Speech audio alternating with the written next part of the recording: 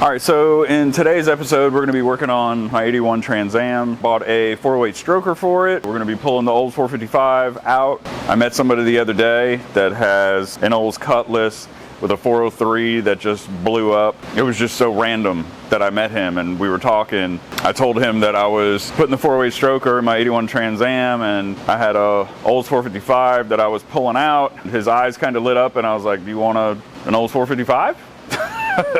So it's gonna end up going to a really good home, you know, so I'm happy about that. All right, yeah, let's get started on this thing.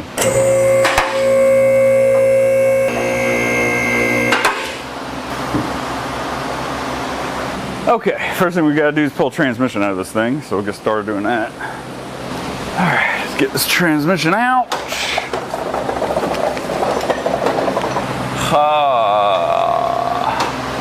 Yeah, the drive shaft's out first. God, I need to get all this exhaust out too while I'm under. Oh, there's my light. Hey, I was wondering where that went.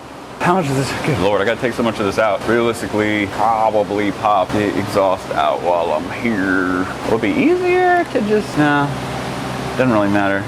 All right, we'll just drop the drive shaft first. This particular build is kind of near and dear to my heart because my first car was the second gen Trans Am. It was a 79. It's the car that I was driving when I first started dating my wife. When I was a teenager. My kids have nostalgic, you know, memories of it from growing up and their little kids riding in it. So when I built this thing, well, I had to sell the 79 when I was younger, and I sold it with the stipulation that, you know, I would sell it really cheap as long as the guy was willing to sell it back to me a few years later. It was actually the guy that built the motor the last time. When I went to go get it back, he wouldn't sell it back to me. So, you know, it is what it is. I just, I built another one, you know. And this one, but I built this one with the same stuff as my 79, you know. My 79 had an Olds 455, B&M Mega Shifter, L88 hood scoop. So I built this one to look like it. Good Lord, why is this so tight? This is crazy. It should just pop right out. Yeah, so I built this one to look just like it. Of course, my oldest son fell in love with it. So now, you know, it will be his eventually one day. So he's gonna help me work on it.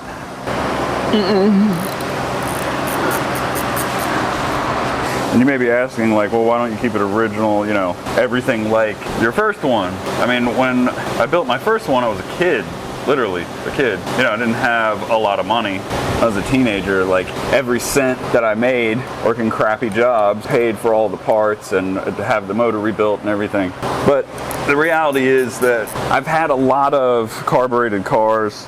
I've had a lot of small block Chevys, big block Chevys, Oldsmobile, Pontiac. I've done it, you know. The thing that I like, I mean, the reality is, like, there's nothing that sounds like a big block motor, you know, don't get me wrong. There just isn't. At the same time, like, I've done it so many times, you know, and the new LS stuff, at least, is different.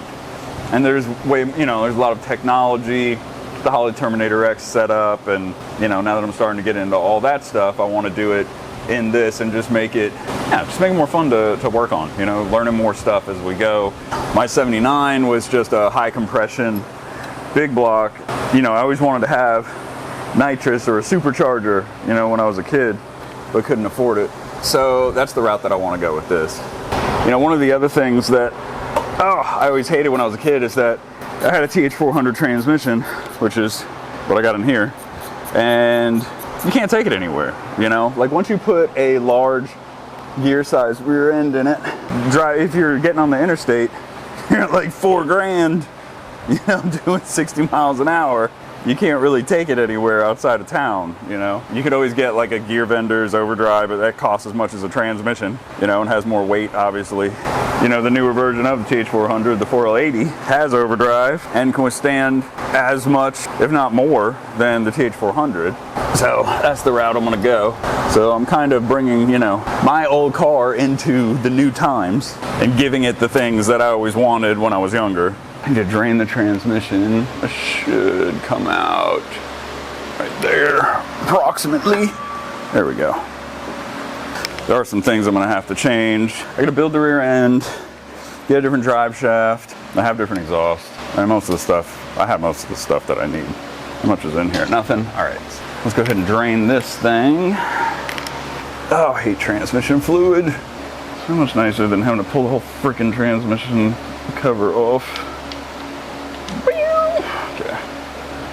Oh, it's way too hot to not have a fan. Oh, it's probably 98 degrees outside again. It's almost August in Florida. This is when people in the Victorian days would die.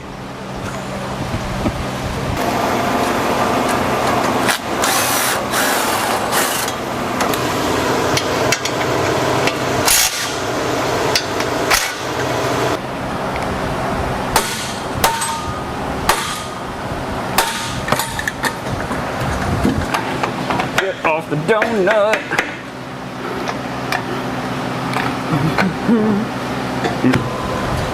Okay, there we go. I have to go to get you out. Sweet. Okay, thank God.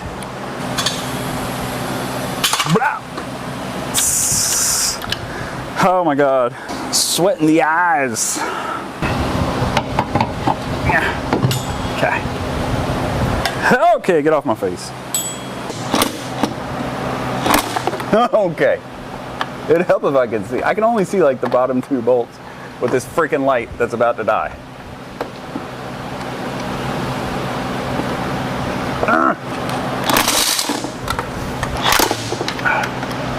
Really? Oh my God, and the light is gonna come down with it.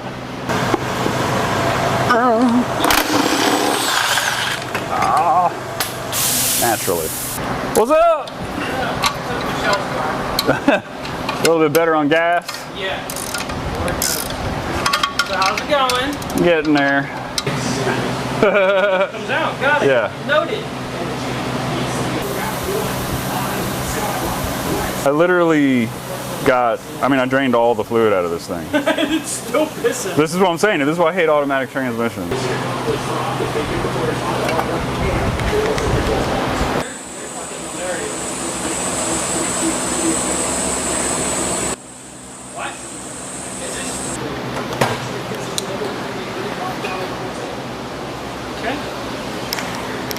All right, I need to get this fuel line out. There we go.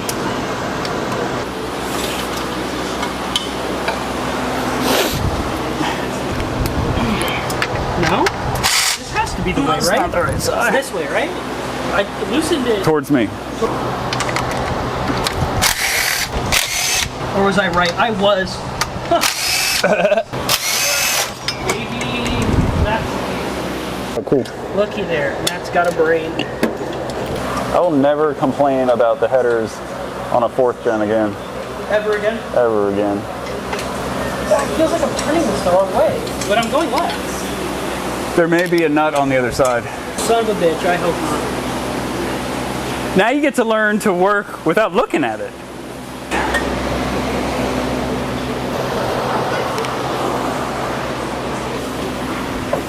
Got it? Hold on.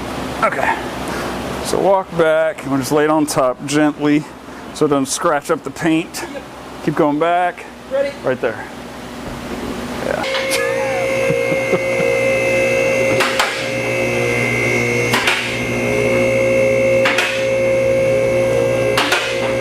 This is gonna have to, woo, fiberglass in the eyeballs. Good thing I had my eyes slightly closed. That's gonna suck later. Yeah, I forgot with these, you gotta take the damn oil filter off in order to get them out. It's gonna leak oil everywhere. Nice. Go to old Oldsmobiles. There it is, boy. Alright, cool. Stay away from that. It's like ash. Yeah, boy. There you go.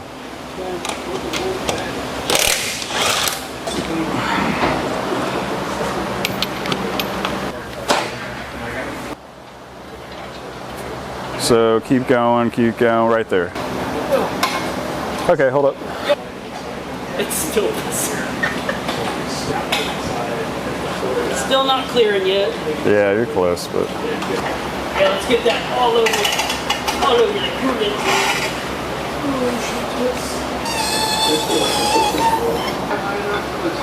we got to take these motor mounts off that are on there, these brackets, and then I bought LS swap brackets that we need to put on. What's going in this? Oh, it's a 408. 408 stroker? Yeah, so it's like what's in Ben's car, it's in my car. You're not gonna put it like the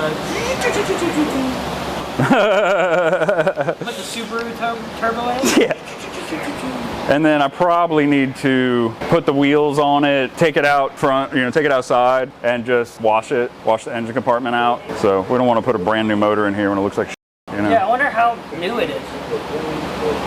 It's brand new. Oh, so you didn't buy like a reman or anything like that? No, that's a racing motor, like built for 25 pounds of boost, which is over 1,000 horsepower. So it'll run it probably has 600 horsepower, 550 to 600 horsepower by itself without putting a supercharger or anything on it. So like I said, we'll put that in first. So I need to learn how to drive faster cars. Yeah. Oh man, all right.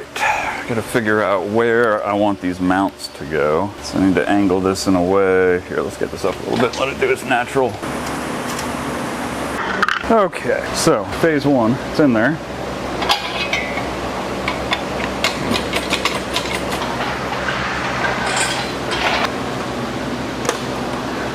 Let's get you up in the air and figure out the nuts and bolts.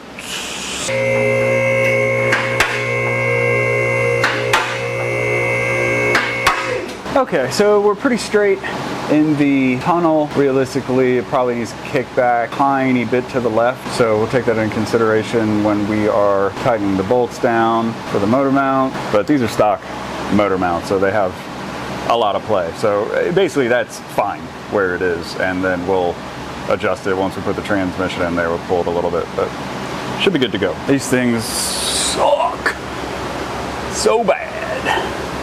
Trying to get bolts in there. Okay, let's find that hole again. There we go. There you are. Come on, come on.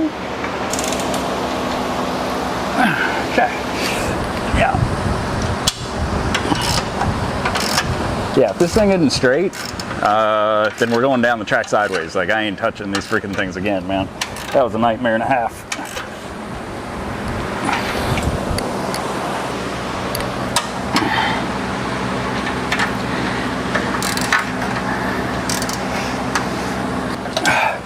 I forgot the way the motor mount holes are set 3/8 of an inch to a 1/2 inch to the passenger side. And I forgot all about that. So as I'm setting it up, I'm like, why isn't it lined up straight? I put washers and stuff in there, and then I remembered. So we're gonna put the LSXR on there.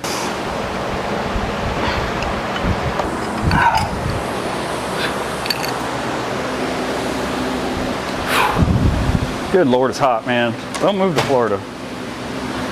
Or move out in the summertime. Good Lord. Gatorade on the drip. All right, since we're doing Holley Terminator X, I can't use a regular oil pressure sensor. I gotta get the, whatever part number it is. Did I put it on this one?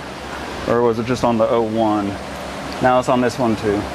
Yeah, I gotta figure out, I gotta look through my invoices to figure out which one it is. I gotta put that on the back. I can go ahead and tighten this down though, because I think I can access it from the back on this one. Yeah.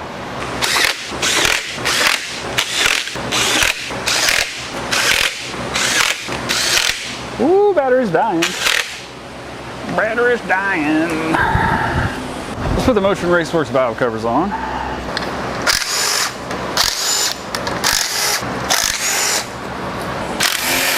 Get out of there. Okay. And those Motion Raceworks valve covers are just a good looking valve cover. It really cleans up the engine compartment. All right, well, that's about all we're gonna do for this episode. I had a real hard time installing these motor mounts. I thought that the frame was off and then realized the engine does sit to the passenger side naturally from the factory, a little bit to the passenger side, like 3/8 to a 1/2 inch. And I mean, once you put it in the factory spots, it lines up perfect with the tunnel, you know, the transmission tunnel. So yeah, everything's good, but I just didn't get as much together as I really wanted to. But either way, I have to get ignition coils. I was going to use the stock ones, but I'm missing 2, so I might as well get some MSDs or something like that and put those on there. I got to get some spark plug wires, because I don't have those. What else am I needing? I'm going to put all the nitrous back on there, and then hook that up to Terminator X, which I didn't buy yet, because I got to put all this stuff together. So these 4th gen blocks, better just to show you. These 4th gen blocks they go in the truck, and the trucks have a alternator bracket that rides up the driver's side of the motor. So you can see there's a tab just below the head that on a 3rd gen is drilled out. On the 4th gen it's not. So I'm gonna have to drill that out in order to put the alternator in the front. I believe the alternator will fit in the front, so I'm gonna try, and I'm kind of curious if the D1SC would actually fit up there. I haven't seen anybody do it, so I have a feeling that the gearbox is gonna get in the way, but whatever. Still not 100% sold on doing the D1SC anyway, but we'll see. For now, I just want to get the motor all together, installed, complete, Holley Terminator X, Pro Dash, the whole deal. Get it running, make sure the motor's working, and you know, no issues. It's been sitting for a year after being dynoed once. Hopefully it works, there's no issues. And then after that, then we'll figure out procharger, turbocharger, whatever. So that's it for now. See you in the next one.